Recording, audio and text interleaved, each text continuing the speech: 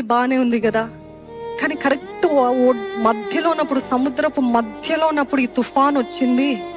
మన జీవితాల్లో కూడా మధ్యలో ఉన్నప్పుడు, వెన్ యూర్ ఆల్మోస్ట్ దేర్, ఇంకా నేను చేరుకుంటున్నాను అన్నప్పుడు వస్తుంది తుఫాన్.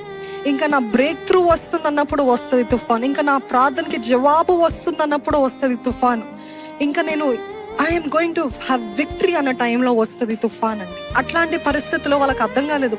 స్టార్టింగ్ బాగానే ఉంది కదా, టేక్ ఆఫ్ అయింది బాగానే ఉంది కదా, కానీ కరెక్ట్ మధ్యలో ఉన్నప్పుడు, సముద్రపు మధ్యలో ఉన్నప్పుడు ఈ తుఫాన్ వచ్చింది. మన జీవితాల్లో కూడా మధ్యలో ఉన్నప్పుడు, వెన్ యూర్ ఆల్మోస్ట్ దేర్, ఇంకా నేను చేరుకుంటున్నాను అన్నప్పుడు వస్తుంది తుఫాన్.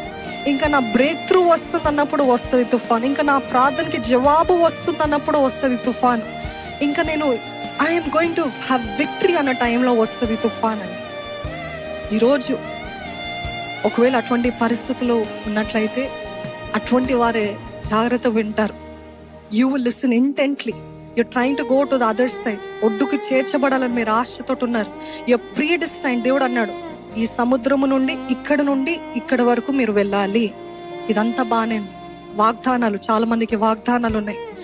ఈ స్థలం నుండి నువ్వు ఆ స్థలంకి పోవాలి. దేవుడు చెప్తాడు, ఈ ఫ్లైట్ తీసుకో, ఆ పలానా రోజు వెళ్ళు, ఈ రీతిగా నీకు డబ్బులు వస్తాయి, ఈ రీతి it will be clear to you. ఎందుకంటే అంత బాగున్నప్పుడు అందరూ బాగానే ఉంటారు. డబ్బులు లేనప్పుడు, డబ్బులు పోయినప్పుడు, ఒకప్పుడు ఘనులుగా ఉన్నారు, ఇప్పుడు ఘనహీనులుగా ఉన్నారు.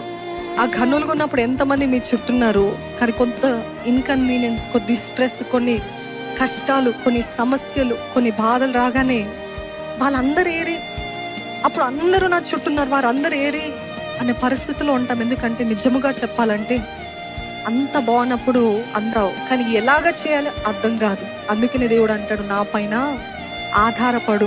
ప్రతి అడుగులో, ప్రతి నిమిషంలో నువ్వు నా పైన ఆధారపడితేనే నీకు మెల్లమెల్లగా నువ్వు ఒడ్డుకు చేర్చబడు.